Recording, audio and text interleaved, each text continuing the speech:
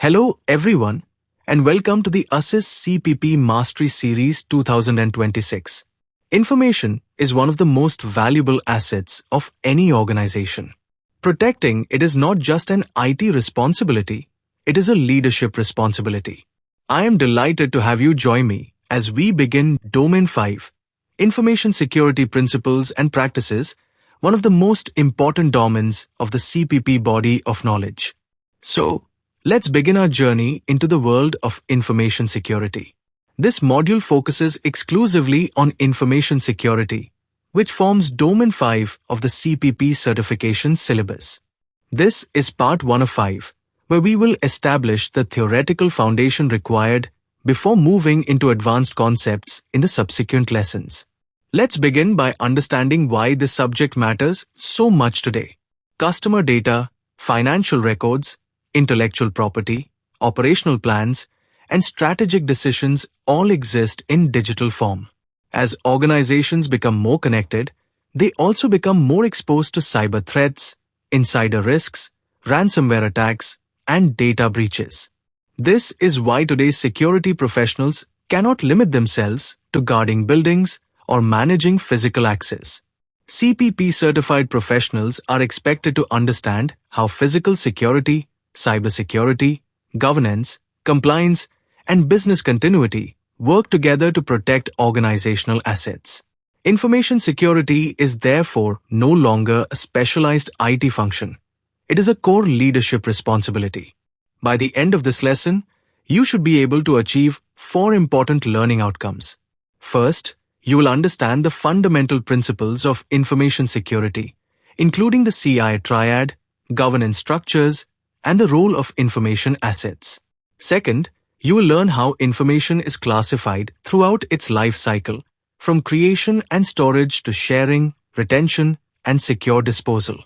Third, you will understand how organizations identify threats, assess risks, and implement appropriate administrative, technical, and physical controls. Finally, you will gain an overview of access management, incident response, legal compliance, and business continuity, providing a strong foundation for the topics that follow in later parts of this series. We now begin Chapter 1, Information Security Fundamentals. Every subject has a foundation, and information security is no different. Before discussing controls, technologies, or regulations, we must first understand what information security actually means, what information assets need protection, who the potential threat actors are, and how organizations build effective security programs. This chapter provides the conceptual framework upon which every advanced topic in this domain will be built. Once these fundamentals are clear, the remaining concepts become much easier to understand. So, what exactly is information security? At its core, information security is the practice of protecting information and information systems from unauthorized access, disclosure, modification, disruption, or destruction. Its purpose is to ensure that information remains accurate, available when needed, and accessible only to authorized individuals. Information security extends far beyond computers and networks. It includes digital information, paper documents, physical records, communication systems, and even the people and processes that handle information every day. This is an important distinction for CPP candidates. While IT security focuses mainly on technology, information security takes a much broader view, integrating physical security, administrative controls, governance, and human behavior into a single, comprehensive protection strategy.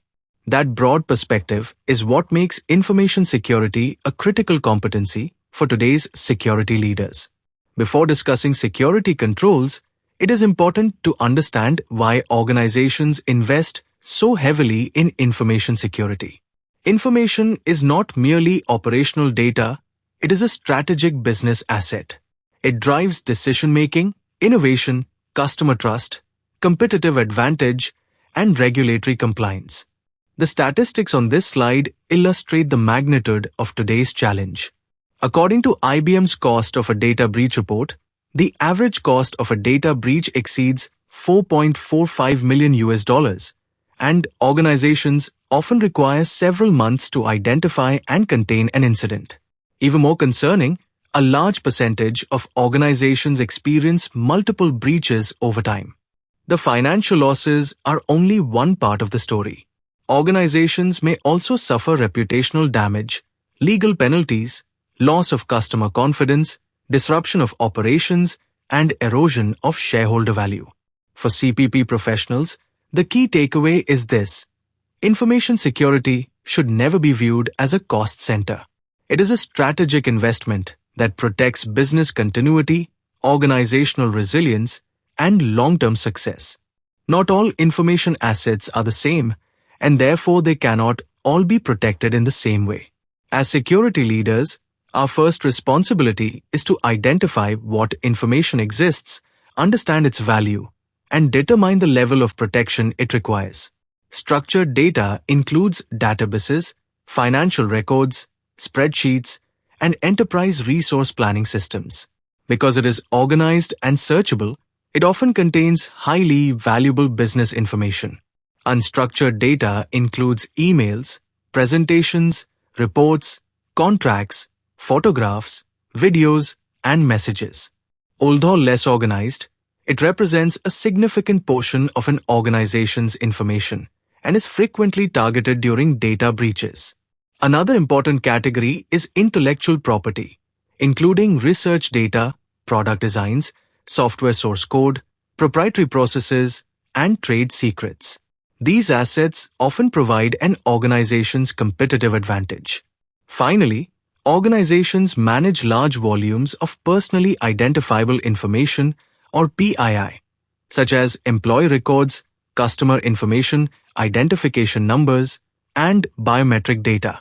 Such information is protected not only for business reasons, but also because of privacy laws and regulatory requirements.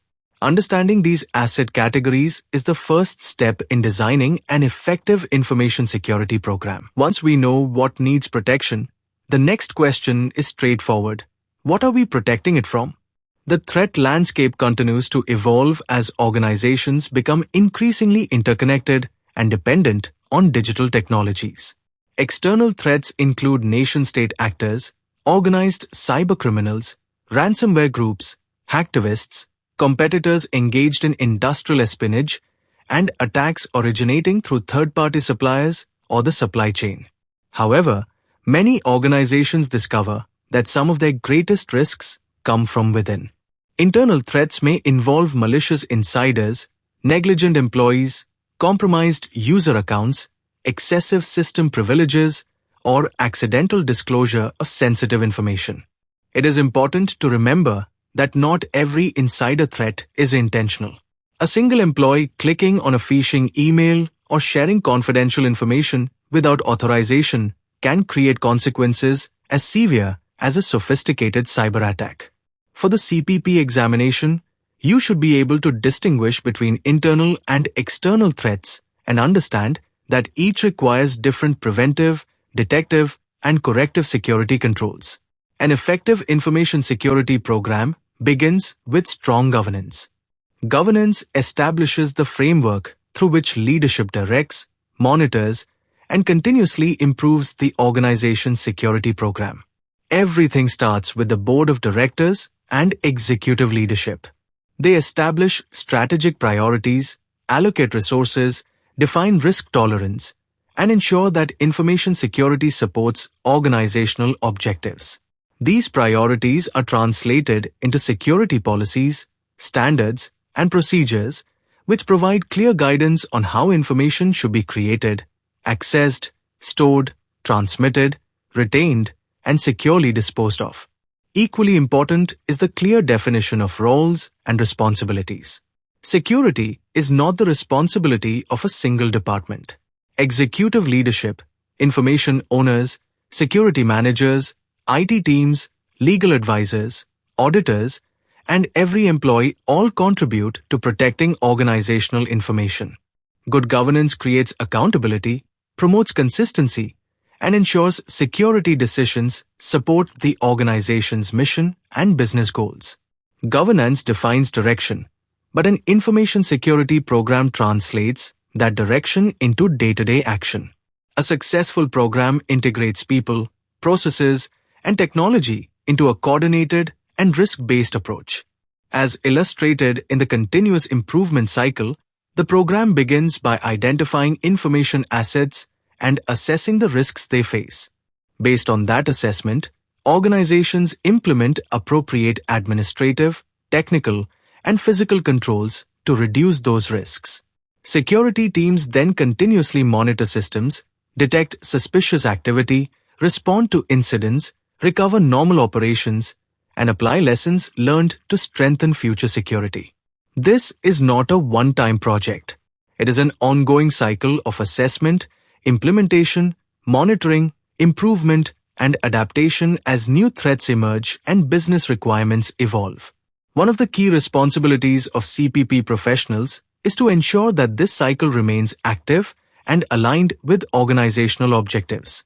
Having established the foundations of information security, we now move to the core principles that guide every security decision.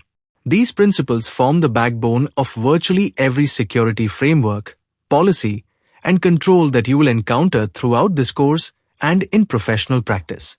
In this chapter, we will explore the CIA Triad, confidentiality, integrity, and availability, along with the equally important concepts of authentication, authorization, and accountability. Together, these principles help organizations determine who should have access to information, how that access is verified, how information remains accurate and available, and how user actions can be traced when necessary. A thorough understanding of these concepts is essential not only for success in the CPP examination, but also for making sound security decisions in real-world organizations. Let's begin with the first, and perhaps the most fundamental principle, confidentiality. Let's begin with the first principle of the CIA Triad, confidentiality. Confidentiality means that sensitive information is accessible only to authorized individuals. Whether it's customer data, financial records, or strategic plans, unauthorized disclosure can cause serious financial, legal, and reputational damage. Organizations protect confidentiality through information classification, encryption, access controls, non-disclosure agreements, and everyday practices like screen locking and clean desk policies.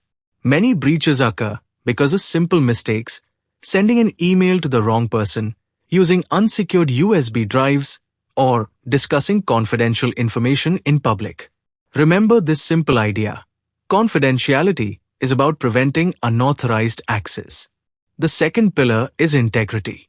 Integrity ensures that information remains accurate, complete, and unaltered unless changed through authorized processes. This applies to the data itself, the systems that store it, and the business processes that manage it. Controls such as validation checks, change management, version control, and separation of duties help maintain integrity. Unauthorized changes, whether accidental or malicious, can lead to incorrect decisions and significant business losses. A useful way to remember this principle is, integrity means you can trust the information. The third component of the CIA Triad is availability. Information must be accessible whenever authorized users need it. Even perfectly protected data has little value if systems are unavailable during critical operations. Availability can be affected by cyber attacks, hardware failures, power outages, natural disasters, or accidental deletion. Organizations address these risks through redundancy, regular backups, disaster recovery plans, and business continuity planning. Simply remember, availability means information is there when the business needs it. The first step in access control is authentication, verifying that a user is who they claim to be. Authentication usually relies on three factors. Something you know, such as a password or PIN. Something you have, such as a smart card or mobile authenticator. And something you are, such as a fingerprint or facial recognition. Today, organizations increasingly use multi-factor authentication, combining two or more of these factors to provide stronger protection. In short, authentication answers one question: who are you? Once a user has been authenticated, the next step is authorization. Authorization determines what that user is allowed to access and what actions they can perform. Organizations define access policies, assign permissions based on roles, and follow the principle of least privilege, giving users only the access necessary to perform their duties. This reduces security risks and limits the impact if an account is compromised. A simple distinction to remember is: authentication verifies identity. Authorization determines permissions. The final principles are accountability and non-repudiation. Accountability ensures that every action performed in a system can be traced to a specific user through audit logs, monitoring, and activity records. Non-repudiation goes one step further. It prevents individuals from denying that they performed a particular action. Digital signatures, timestamps, and PKI provide reliable evidence when required. Together, these principles support investigations, strengthen compliance, and build trust in information systems. As security professionals, we must not only protect information, but also ensure that every important action can be verified and attributed to the right individual. Now let's see how the CIA Triad applies in real-world situations. In a hospital, confidentiality protects patient records from unauthorized access. For a financial institution, integrity is critical because transactions and account balances must always remain accurate and trustworthy. In emergency services, availability becomes the top priority. Dispatch systems and communication networks must remain operational at all times because delays can directly affect lives. Although one element may receive greater emphasis depending on the environment, effective security requires balancing confidentiality, integrity, and availability together. Having understood the core principles of information security, we now move to information classification. Organizations cannot protect every piece of information in the same way. Some information is public, while other information is highly sensitive and requires strict safeguards. Information classification provides a structured method of categorizing information based on its value, sensitivity, and the potential impact of unauthorized disclosure. In this chapter, we'll examine classification levels, ownership responsibilities, and the handling requirements associated with each category. Information classification is the foundation of an effective security program.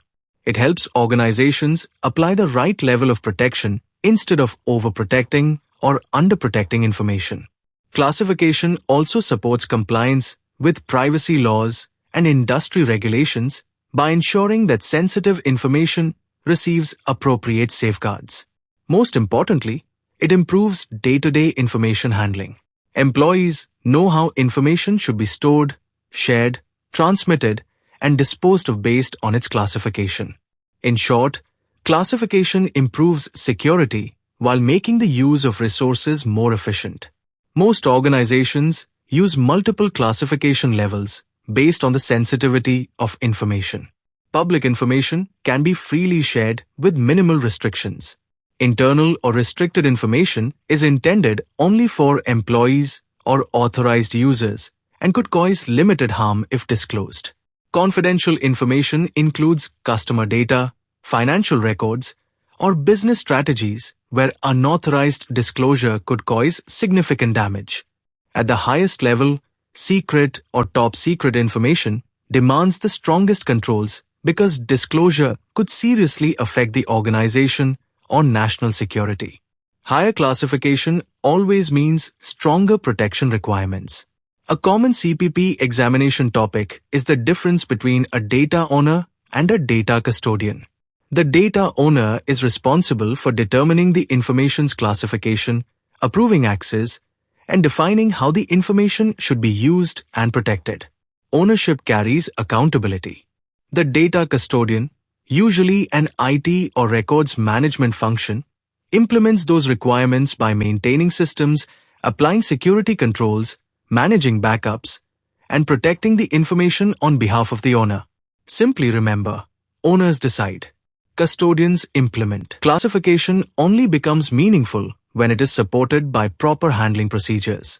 Sensitive information must be stored securely, whether in locked cabinets or protected digital repositories. When information is transmitted, encryption and secure communication channels help prevent unauthorized access. Organizations should also control copying and reproduction to prevent unnecessary distribution of sensitive information. Finally, discussions involving classified information should take place only in secure environments and with authorized individuals.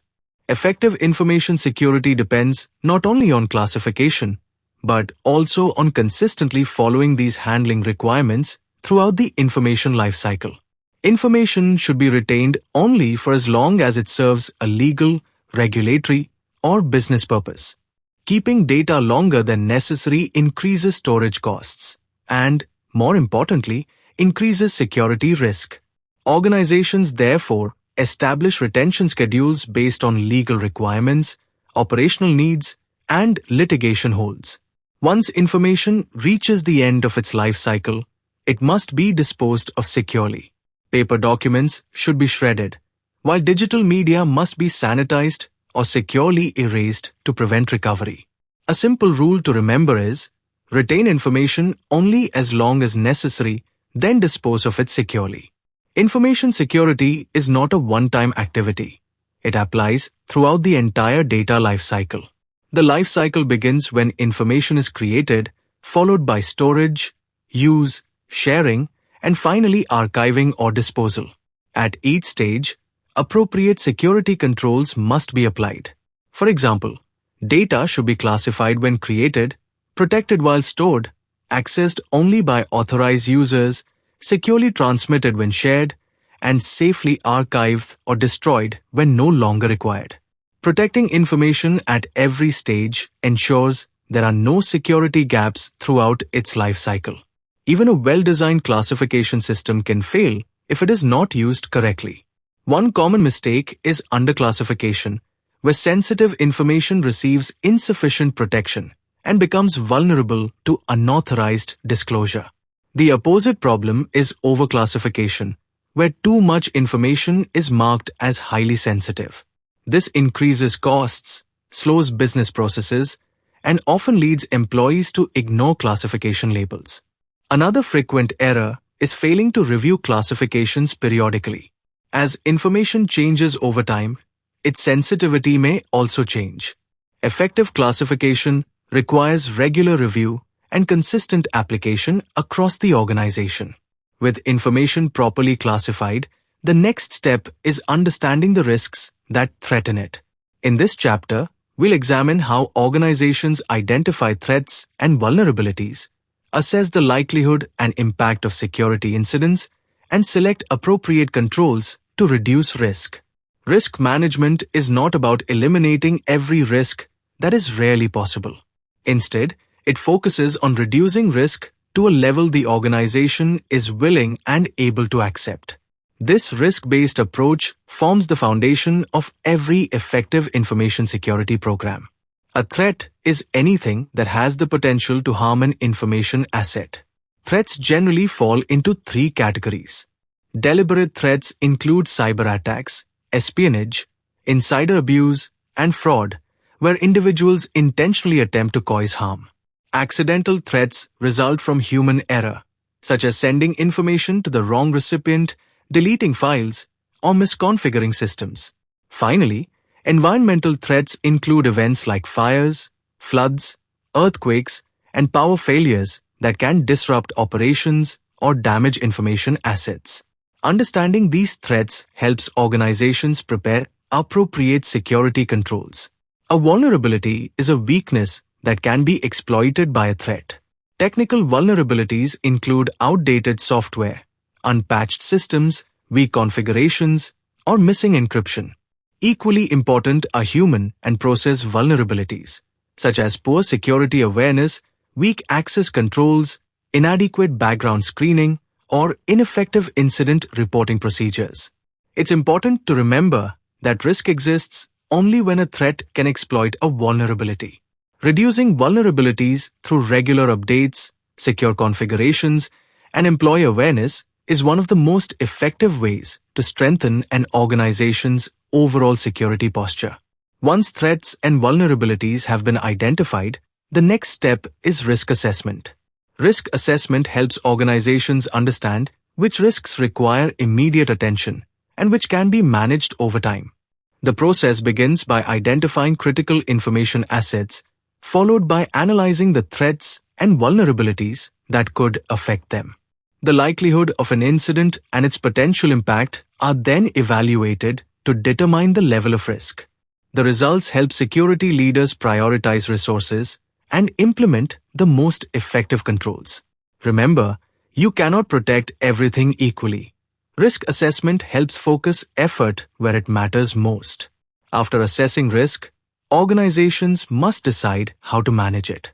There are 4 standard risk treatment options. Risk avoidance eliminates the activity creating the risk. Risk reduction, also called mitigation, lowers either the likelihood or the impact by implementing appropriate security controls. Risk transfer shifts some financial responsibility to another party, such as through insurance or contractual agreements. Finally, risk acceptance means acknowledging the remaining risk because it falls within the organization's acceptable tolerance. Selecting the right treatment depends on business objectives, available resources, and the organization's risk appetite. Administrative controls provide the foundation of an information security program. These are the policies, procedures, and management practices that guide how people protect information. Examples include security policies, acceptable use agreements, and documented procedures that clearly define responsibilities and expected behavior. Security awareness training helps employees recognize threats such as phishing and social engineering, while background investigations reduce risks associated with sensitive positions.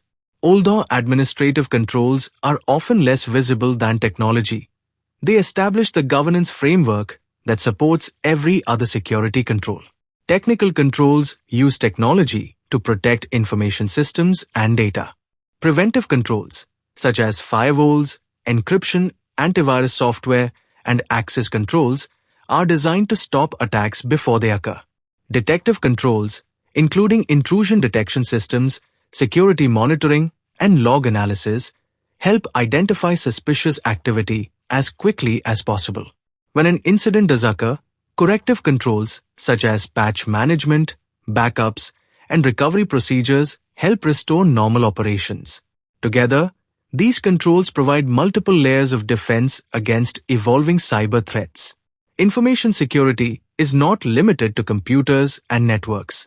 Physical security plays an equally important role.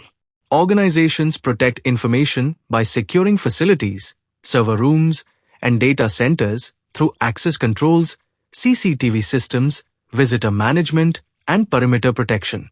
Within the workplace, additional measures such as workstation security, cable locks, controlled use of removable media, and secure disposal of printed documents help prevent unauthorized access to sensitive information. An effective information security program integrates physical, technical, and administrative controls into a single, coordinated defense strategy. We now begin Chapter 5, Access Management. Access management ensures that the right individuals have access to the right information at the right time, and only to the extent required to perform their responsibilities. This is one of the most important operational functions in information security because controlling access directly protects confidentiality and supports accountability. In this chapter, we'll examine access control models, user provisioning, privilege management, account reviews, and best practices for managing user access throughout its life cycle. Let's begin by understanding the principles behind effective access control. Access management begins with identity management, or IDM. Identity management ensures that every user has the appropriate level of access throughout their time with the organization. The process starts with provisioning, where new identity and required permissions are created. As job roles change, access rights must be modified to match new responsibilities. Finally, When an employee leaves the organization, access must be revoked promptly through deprovisioning. An effective identity management process reduces unauthorized access, supports compliance, and ensures users have only the permissions required to perform their duties. Authentication confirms the identity of a user before access is granted.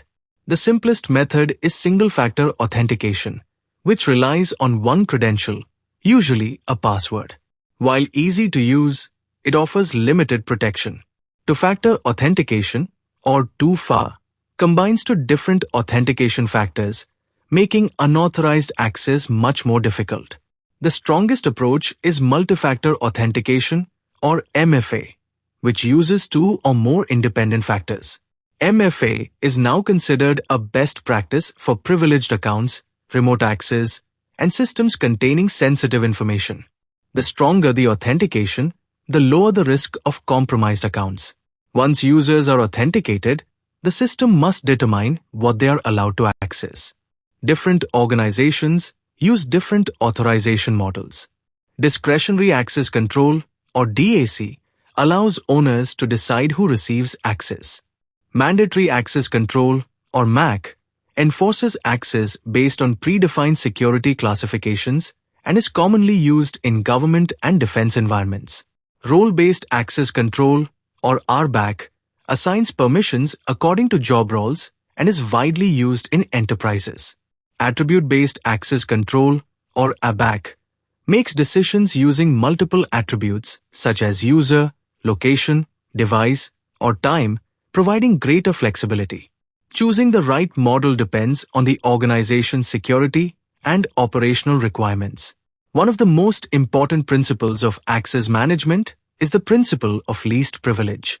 Users should receive only the minimum access necessary to perform their assigned responsibilities and nothing more. This limits the damage if an account is compromised, reduces insider risk, and simplifies security management.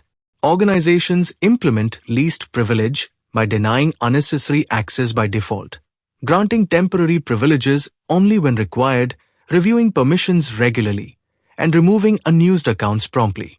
Remember this simple rule: give users only the access they need, only for as long as they need it. The need-to-know principle adds another layer of protection. Even if someone has the required security clearance, they should access information only when it is necessary to perform their specific duties. For example, an employee may be authorized to work with confidential information, but still should not access every confidential document within the organization. This principle is supported through compartmentalization, where sensitive information is divided into separate areas based on operational needs. Need-to-know minimizes unnecessary exposure and significantly reduces the impact of accidental or intentional information disclosure. Privileged accounts have elevated permissions that allow users to make significant changes to systems and information. Because these accounts present a higher level of risk, they require stronger security controls. Organizations use privileged access management, or PAM, to control, monitor, and record privileged activities. Additional safeguards include separation of duties, ensuring that no single individual controls an entire critical process, and dual control, where two authorized individuals must approve high-risk actions. Managing privileged access effectively is essential for reducing insider threats, preventing abuse, and maintaining accountability within the organization. Granting access is only the beginning. Access rights must be reviewed regularly to ensure they remain appropriate. An effective access review starts by identifying current user permissions. Managers or information owners then verify whether each user still requires that access. Any unnecessary or excessive privileges should be removed, and all decisions documented for audit purposes. Regular access reviews help enforce the principle of least privilege, reduce insider risk, and ensure compliance with organizational policies. Remember, access that was appropriate yesterday may no longer be appropriate today. Technology alone cannot protect an organization. Many security incidents originate from people rather than systems. In this chapter, we'll explore insider threats and the human factors that influence information security. We'll examine how malicious actions, human error, compromised accounts, and social engineering can lead to security breaches. We'll also discuss practical measures such as security awareness training, reporting mechanisms, and organizational culture that help reduce these risks. Understanding human behavior is just as important as understanding technology. An insider threat comes from someone who already has authorized access to the organization's systems or information. A malicious insider intentionally steals, damages, or misuses information for personal, financial, or ideological reasons. A negligent insider causes harm unintentionally through mistakes such as clicking phishing links, mishandling sensitive data, or ignoring security procedures. A compromised insider is a legitimate user whose account has been taken over by an external attacker. Recognizing these different types helps organizations apply the right preventive and detective controls. Social engineering attacks target people rather than technology. Attackers manipulate trust, curiosity, urgency, or fear to persuade individuals to reveal confidential information or bypass security procedures. Common techniques include pretexting, where an attacker creates a believable false identity, tailgating or piggybacking, where someone gains physical access by following an authorized person, and baiting, which tempts victims with infected USB devices or fake rewards. The best defense is employee awareness, healthy skepticism, and following established security procedures before sharing information or granting access. Phishing remains one of the most common causes of security breaches. Attackers use fraudulent emails, messages, or phone calls to steal credentials, deliver malware, or trick users into revealing sensitive information. A particularly dangerous form is business email compromise, or BEC, where criminals impersonate executives, suppliers, or trusted partners to request urgent payments or confidential information. Organizations reduce these risks through email authentication technologies, payment verification procedures, and regular security awareness training. A simple rule is always verify unexpected requests before taking action. Employees are one of an organization's strongest security controls when they are properly trained. An effective security awareness program begins by assessing current knowledge and identifying areas of weakness. Training should be practical, role-specific, and delivered regularly rather than as a one-time exercise. Topics such as phishing, password security, data handling, and incident reporting should be reinforced through continuous learning. Finally, organizations should measure effectiveness using simulations, assessments, and reporting metrics to ensure the program is improving security behavior. Security awareness is not an event. It is an ongoing process that builds a strong security culture. Personal security protects information by ensuring that individuals entrusted with sensitive assets remain reliable throughout their association with the organization.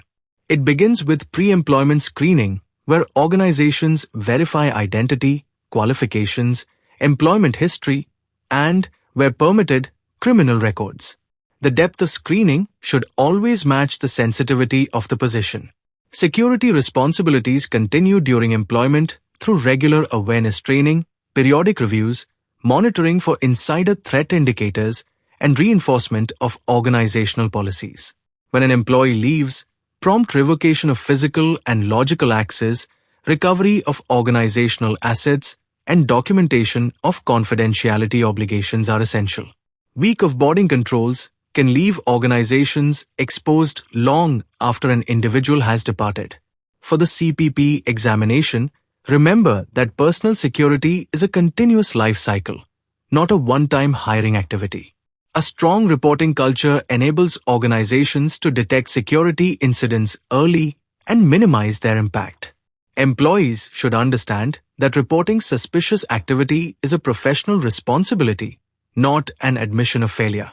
Incidents that should be reported include phishing emails, lost or stolen devices, unauthorized access attempts, accidental disclosure of information, malware infections, and any unusual system behavior. Organizations should provide simple reporting channels, respond promptly, investigate objectively, and communicate outcomes where appropriate. Employees are far more likely to report concerns when they know their reports will be taken seriously. For CPP candidates, remember that timely reporting is often the difference between containing an incident and allowing it to become a major security breach. Information protection relies on technologies that support confidentiality, integrity, and availability while complementing organizational policies and procedures. These technologies include encryption, authentication, secure communications, backup systems, network protection, and cloud security solutions. Their purpose is to reduce risk while supporting business operations. No single technology provides complete protection. Effective information security requires integrating technical controls with sound governance, trained personnel, and clearly defined processes. CPP professionals should understand how these technologies contribute to an overall security strategy rather than focusing on their technical implementation. Encryption converts readable information or plain text into unreadable ciphertext using mathematical algorithms and encryption keys. Only authorized users with the correct key can restore the original data. Symmetric encryption uses the same key for encryption and decryption. It is fast and efficient, making it suitable for protecting large volumes of information. AES is one of the most widely used examples. Asymmetric encryption uses a public key and a private key. Although slower, it enables secure key exchange, digital signatures, and secure online communications. For the CPP examination, focus on the purpose of encryption and the difference between symmetric and asymmetric methods rather than the underlying mathematics. Passwords remain the most common authentication method, but weak or reused passwords continue to be a major cause of security breaches. Strong password policies should require adequate length, complexity, uniqueness, and protection against common attacks. Password managers help users maintain secure credentials without relying on memory. Multi-factor authentication adds an additional layer of security by requiring 2 or more authentication factors, such as something the user knows, has, or is. Even if a password is compromised, MFA significantly reduces the likelihood of unauthorized access. For CPP candidates, remember that authentication should always be supported by least privilege and effective identity management. Reliable backups ensure that organizations can recover from ransomware, hardware failures, accidental deletion, or other disruptive incidents. A widely accepted best practice is the 3-2-1 backup rule. Maintain 3 copies of important data on 2 different media with 1 copy stored off-site or offline. Recovery planning also depends on 2 key metrics.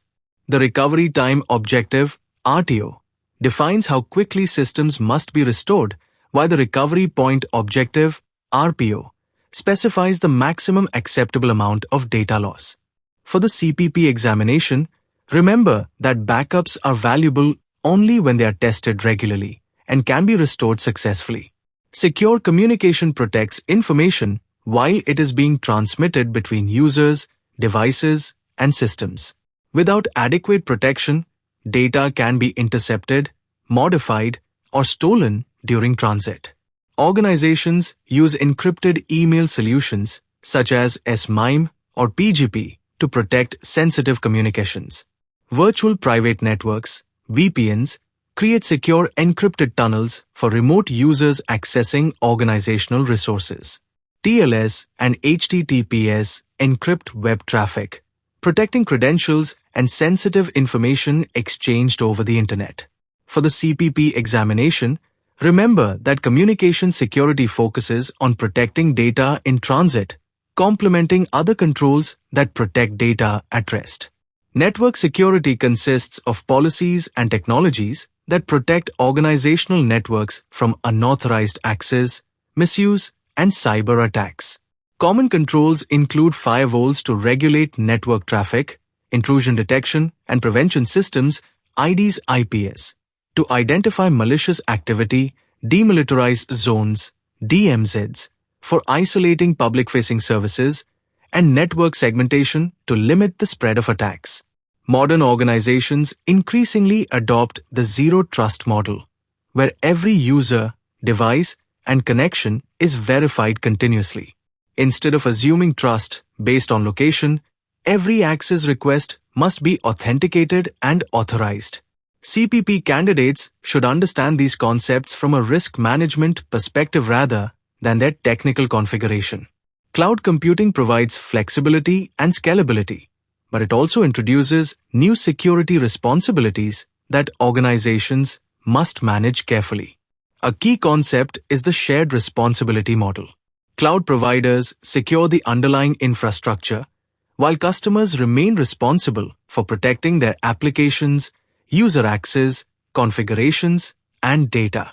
Organizations must also consider data residency, ensuring information is stored and processed in accordance with applicable legal and regulatory requirements. Another growing concern is shadow IT, where employees use unauthorized cloud services without organizational approval, increasing the risk of data leakage and loss of visibility. For the CPP examination, remember that moving to the cloud transfers some operational responsibilities but never transfers accountability for protecting information. Despite strong preventive controls, security incidents can still occur. Organizations must therefore be prepared to respond quickly while maintaining essential business operations. An effective incident management program provides a structured approach to identifying, reporting, containing, and recovering from security incidents. At the same time, business continuity planning ensures that critical functions continue with minimal disruption during adverse events. The objective is not only to recover systems, but also to restore business operations safely, efficiently, and within acceptable timeframes. An effective incident response process follows a structured life cycle to minimize damage and restore normal operations. The process begins with preparation, ensuring policies, procedures, tools, and trained personnel are in place. During detection and analysis, incidents are identified, verified, and assessed. Containment limits further damage while preserving critical evidence. Finally, eradication and recovery remove the threat, restore affected systems, and return operations to normal. For CPP professionals, timely decision-making and clear coordination are just as important as the technical response itself. Proper evidence preservation is essential for investigations, legal proceedings, regulatory compliance, and disciplinary action. Mishandled evidence may lose its credibility or become inadmissible. Maintaining a documented chain of custody records, who collected the evidence when it was handled, and every transfer until final disposition. Organizations should also preserve volatile data where appropriate, avoid altering original evidence, document every action taken, and store evidence securely to prevent unauthorized access or tampering. For the CPP examination, remember that evidence has value only when its integrity and authenticity can be clearly demonstrated throughout the investigation. Business continuity planning ensures that critical business functions continue during and after a disruptive event. Its objective is to minimize operational interruption and restore essential services within acceptable timeframes. A business impact analysis (BIA) identifies critical processes, assesses the consequences of disruption, and helps prioritize recovery efforts. Two important metrics support this process: the Recovery Time Objective (RTO), which defines the maximum acceptable downtime, and the Recovery Point Objective (RPO), which specifies the maximum acceptable data loss. An effective continuity program also includes regular testing through tabletop exercises, functional drills, and full-scale simulations to ensure plans remain practical and effective. Disaster recovery focuses on restoring IT systems, applications, and data following a major disruption. While business continuity addresses overall organizational operations, disaster recovery concentrates on technology and infrastructure. Organizations may implement different recovery sites based on business requirements. A cold site provides basic infrastructure but requires significant time before becoming operational. A warm site includes partially configured systems and can be activated more quickly. A hot site is fully operational, continuously synchronized, and capable of supporting rapid recovery with minimal downtime.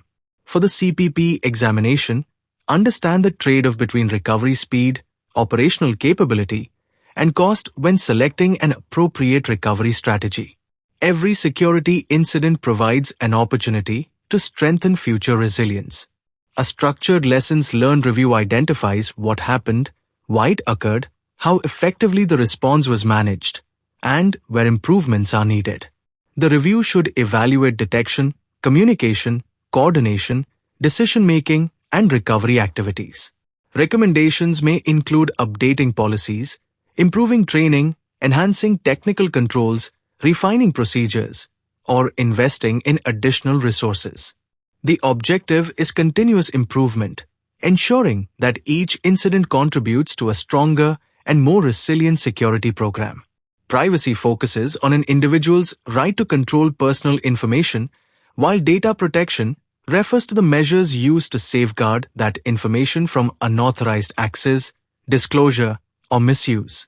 Organizations should collect only the information necessary for legitimate business purposes, use it only for authorized objectives, and protect it throughout its life cycle. Accountability is equally important, requiring organizations to demonstrate compliance with applicable privacy obligations. CPP professionals should also be familiar with major privacy regulations such as the GDPR, CCPA, HIPAA, and other applicable legal frameworks that govern the collection, use, and protection of personal information. International standards provide a structured approach to developing and maintaining effective information security programs. ISO IEC 27001 establishes requirements for an information security management system, while the NIST cybersecurity framework helps organizations identify, protect, detect, respond to, and recover from cyber threats. Other important references include NIST SP 800-53, which provides detailed security controls, and SOC 2, which evaluates service organizations against principles such as security, availability, and confidentiality. For the CPP examination, focus on the purpose and application of these frameworks rather than their detailed technical requirements.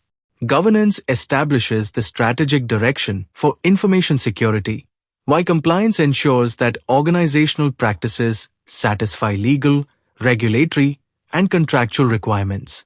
Governance responsibilities include approving security policies, defining risk tolerance, allocating resources, and establishing accountability. Compliance activities involve monitoring regulatory changes, conducting audits, maintaining required documentation, managing third-party obligations, and demonstrating adherence to applicable standards. A key CPP concept is distinguishing governance, which focuses on strategic oversight, from management, which is responsible for implementing and operating security controls on a day-to-day basis. The CPP examination consistently emphasizes a few core information security concepts. A clear understanding of these principles is far more valuable than memorizing isolated facts. The CIA Triad forms the foundation of information security. Information classification determines how data should be handled based on its sensitivity, while risk management provides the framework for identifying threats and selecting appropriate controls. Candidates should also understand access control principles, insider threats, the incident response life cycle, and the distinction between governance and management. These topics appear repeatedly in different forms throughout the CPP examination. Before concluding this domain, let's reinforce the 7 concepts every CPP candidate should remember. The CIA Triad remains the foundation of every information security decision. Information classification and risk management ensure that information receives protection appropriate to its value and sensitivity. Access control and insider threat management focus on ensuring only authorized individuals gain access while reducing risks from trusted insiders. Finally, incident response and governance emphasize preparedness, coordinated response, and strategic oversight. A strong understanding of these core concepts will greatly improve both examination performance and practical decision-making. Congratulations on completing Domain 5, Information Security of the ASIS CPP Mastery Series. In this session, we covered the complete foundation of information security, including the CIA Triad, information classification, risk management, access control, information protection technologies, incident response, business continuity, privacy, governance, and compliance. Before moving to Part 2, I encourage you to review the CIA Triad, the incident response lifecycle, and the distinction between business continuity and disaster recovery, as these are among the most frequently tested CPP topics. Thank you for joining me in this session. If you found it valuable, please consider liking the video, subscribing to the channel, and sharing it with fellow CPP aspirants. In Part 2, we'll begin solving exam-oriented practice questions and apply these concepts to realistic CPP scenarios.